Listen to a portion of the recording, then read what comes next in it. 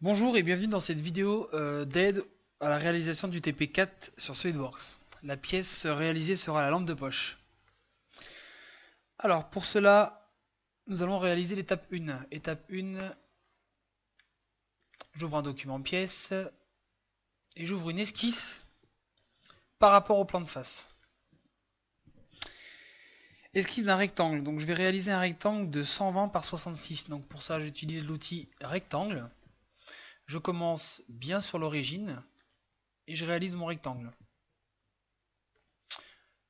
Et je fais échappe. Peu importe les dimensions, de toute façon le rectangle sera coté. Je commence par la hauteur qui doit être de 120 mm ainsi que la largeur 66 mm. Échappe et je fais un zoom au mieux. Donc la suite de l'étape, après l'esquisse d'un rectangle, je dois faire une extrusion de 25 mm. Donc pour ça, je vais chercher fonction, extrusion. Je paramètre à 25 mm de profondeur. Voilà ce que le logiciel me propose. Je n'ai plus qu'à valider. J'ai terminé l'étape 1. Donc ici, je peux renommer. Je clique une fois, j'attends 2 secondes, je reclique. Je peux renommer étape 1. Pour l'étape suivante, je vais réaliser une esquisse par rapport au plan de dessus de la pièce. Donc je clique sur le plan de dessus et je crée une nouvelle esquisse. Je me mets en Normala.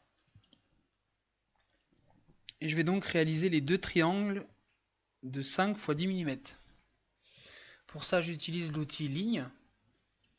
Et je commence mes rectangles en faisant 3 traits. 1, 2 et 3. Même chose ici. En prenant soin de ne pas m'arrêter au milieu. Sinon, ma ligne sera contrainte. Je ne pourrai plus la modifier. Donc, je vais à peu près à un tiers. Voilà, même chose ici. Et je referme. Échappe. À présent, je passe à la cotation. Donc, je cote à 10 mm.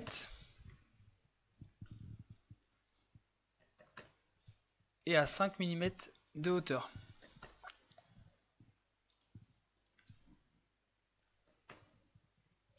Échappe.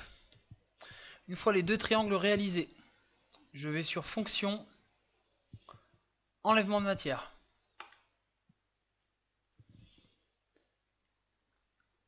Donc là, SolidWorks me propose d'enlever de la matière sur 25 mm. Donc moi je vais choisir non pas l'option borgne, mais plutôt à travers tout. Comme ça je suis sûr que la matière va être enlevée sur toute la longueur de la pièce. Je valide. Et voilà, j'ai terminé mon étape 2, qui était donc les deux chanfreins de 5 par 10. Je renomme dans l'arbre de création ici, étape 2. Pour l'étape suivante, je vais choisir un côté de la pièce. Je vais créer une nouvelle esquisse. Je me mets en Normala. Et cette fois-ci, je vais réaliser le triangle en haut à gauche. Donc même chose, je commence dans un coin. J'évite de venir jusqu'à la moitié. Je viens plutôt à un tiers. Et je termine mon triangle. Cotation. J'ai donc 10 par 5. Échappe. Même principe que tout à l'heure, je vais aller dans fonction, enlèvement de matière. Et là, je vais choisir l'option à travers tout. Je valide. Et voilà, je viens de réaliser l'étape numéro 3. Je viens dans l'arbre de création. Je vais renommer cette étape étape 3. Passons à l'étape 4. Pour cela, je vais venir sur la face avant de la pièce. Je crée une nouvelle esquisse. Et je me mets en Normala. Je vais sur l'outil cercle. Je me positionne au milieu de la pièce. Et je vais réaliser un cercle. Échappe. Et je vais le coter à un diamètre 54. Ensuite, ce cercle par rapport au côté, je vais lui demander d'être à 33 mm, ce qui normalement devrait déjà être le cas. Et enfin, par rapport au sommet de la pièce, je vais lui demander d'être à une hauteur de 30 mm. Échappe. Ensuite, je vais dans fonction, et cette fois-ci, je ne vais pas enlever de la matière, je vais en rajouter. Je vais donc sur extrusion. Donc là, SolidWorks me propose de rajouter de la matière donc vers la droite. Je vais donc ajouter de la matière sur 10 mm seulement. Et je vais rajouter une deuxième direction. Donc ici, je vais cocher direction 2. Et mettre 10 mm dans cette direction également. Ce qui va me permettre, je ne sais pas si vous voyez bien, de rattraper le petit manque qu'il va y avoir ici à cause du chanfrein. Je valide. Et j'ai terminé l'étape 4.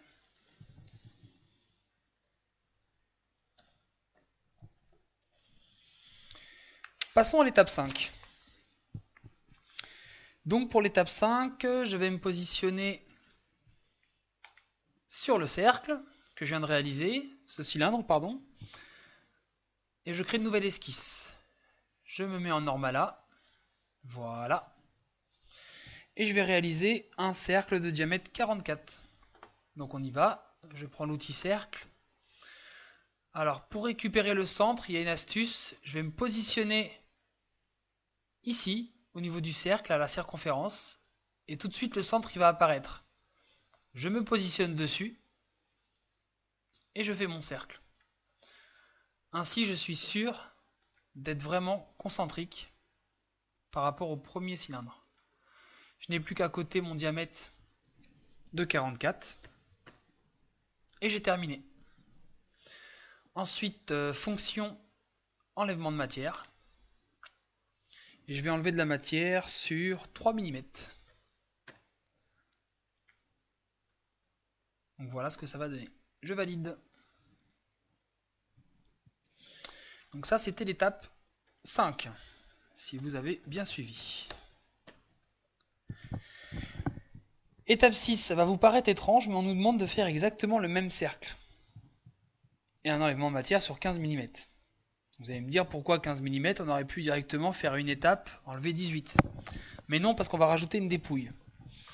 Donc pour cela, on va se placer sur cette nouvelle surface, je crée une nouvelle esquisse et je me mets en Normala. Je vais sur mon outil cercle, je me positionne à la circonférence qui me fait apparaître le centre. Je commence mon cercle sur le centre et je viens le positionner exactement sur celui d'avant. Je superpose les deux cercles. Voilà, de cette façon, je n'ai pas besoin de le coter, je suis sûr qu'il est au diamètre 44. Fonction, enlèvement de matière. Donc je tourne la pièce. Donc je mets 15 mm de profondeur. Et pour rajouter la dépouille, il suffit de cliquer ici sur l'icône qui est vert et jaune. Dépouille. Et je vais indiquer 45 degrés. Je valide. Et voilà ce que m'a créé la dépouille. Voilà, ça fait un peu comme si on creusait dans le sable. Ça fait une espèce de cône.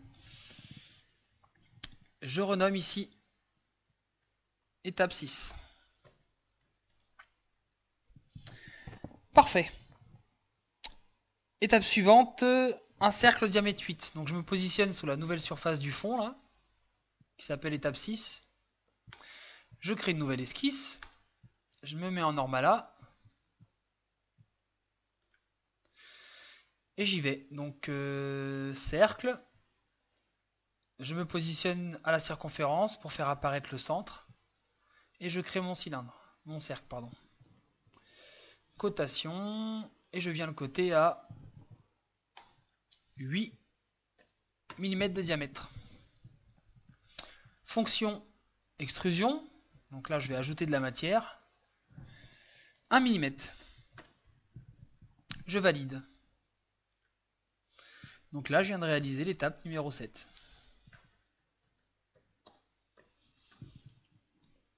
Voilà où j'en suis pour l'instant. À présent, on me demande de créer, pour l'étape 8, un dôme. Donc il se peut que le dôme, enfin la fonction dôme, elle n'existe pas sur votre version de SolidWorks, tout simplement parce que c'est une fonction où on se sert peu. Donc il se peut fortement qu'elle n'y soit pas. Donc moi je l'ai parce que je l'ai paramétré. Donc si vous l'avez pas le dôme, il suffit de faire clic droit dans la barre ici. Vous allez dans personnaliser. Au niveau des commandes, vous allez choisir la ligne fonction. Et là vous avez toutes les fonctions qui existent et vous retrouvez ici le dôme que vous pouvez copier en restant appuyé et faire glisser dans votre barre. Je ferme et là j'ai mon dôme.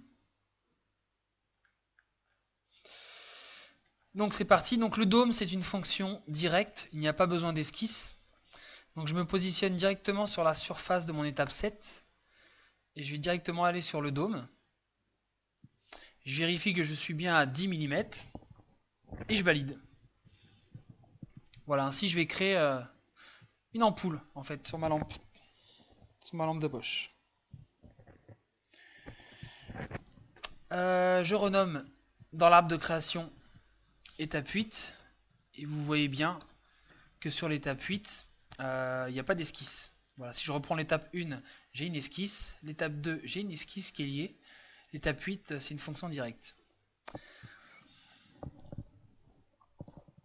Étape suivante, je vais venir sur le côté de la pièce,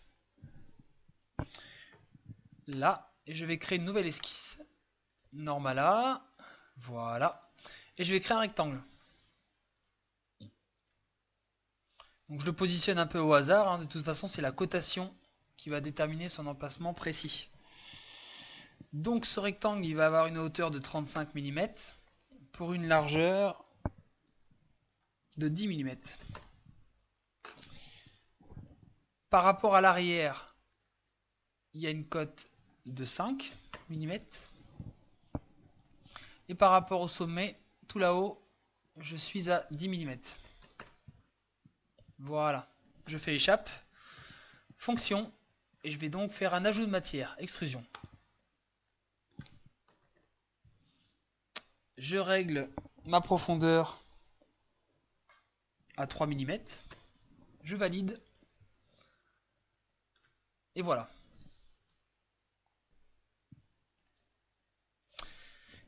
Étape suivante.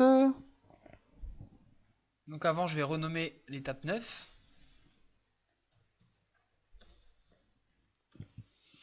Je me positionne donc sur ma nouvelle surface. Je crée une nouvelle esquisse. Normala. Et je vais créer un cylindre à l'endroit où je veux. Si possible, je vais essayer d'être centré. Donc une astuce pour centrer, je vais créer une ligne de construction. Je vais faire une diagonale avec donc un trait mixte. Voilà. Et maintenant, quand je vais créer mon cercle, je vais demander à ce que le centre il soit au milieu de cette diagonale. Voilà, ça permet d'avoir le cercle bien au milieu du rectangle. C'est une petite astuce. Je fais échappe, cotation, et je mets mon diamètre 6. Alors c'est pas grave si votre cercle n'est pas au centre, hein, vous le mettez où vous voulez, si vous le mettez plus haut, plus bas, c'est pas bien grave.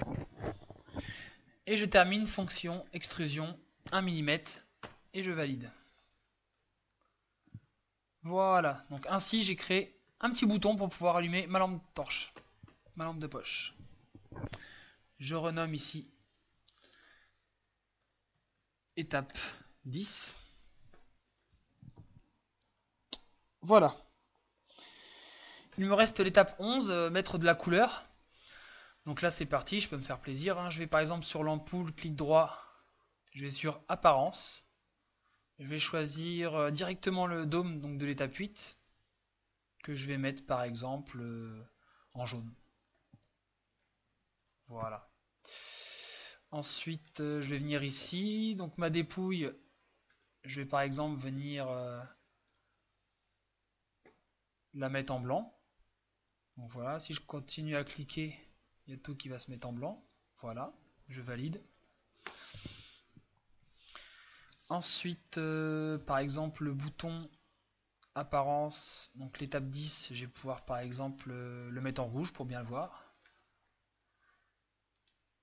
Voilà, ensuite apparence, je vais venir sur la face et choisir de la mettre par exemple en bleu ciel, tiens. Hop. Donc là, j'hésite pas, hein, je peux mettre plusieurs surfaces en bleu. Donc là, c'est vous qui personnalisez, hein, vous mettez les couleurs que vous souhaitez.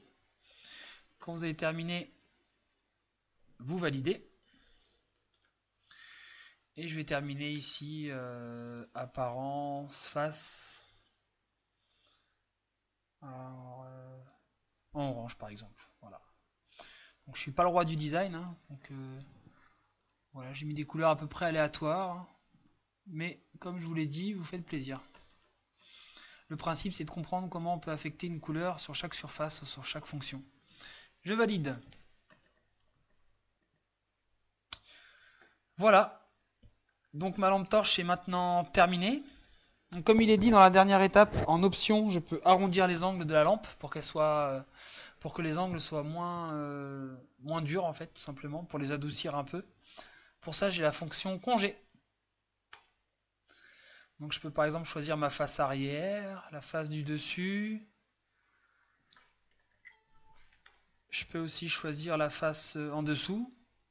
Voilà. Et mettre un congé à par exemple 2 mm. C'est bien suffisant. Je valide. Voilà, ce qui permet d'adoucir un peu les angles de ma lampe. Et après, je peux remettre les couleurs que je souhaite. Par exemple, le bleu. Voilà. Je valide.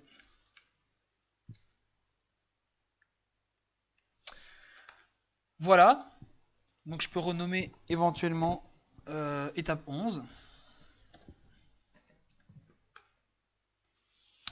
Donc cette vidéo d'aide au TP numéro 4 est maintenant terminée. Merci de l'avoir regardé, j'espère que ça vous a aidé. N'hésitez pas à appeler le professeur pour valider cette pièce, il n'y a pas de mise en plan à faire. Vous pouvez donc directement passer au TP5. Merci.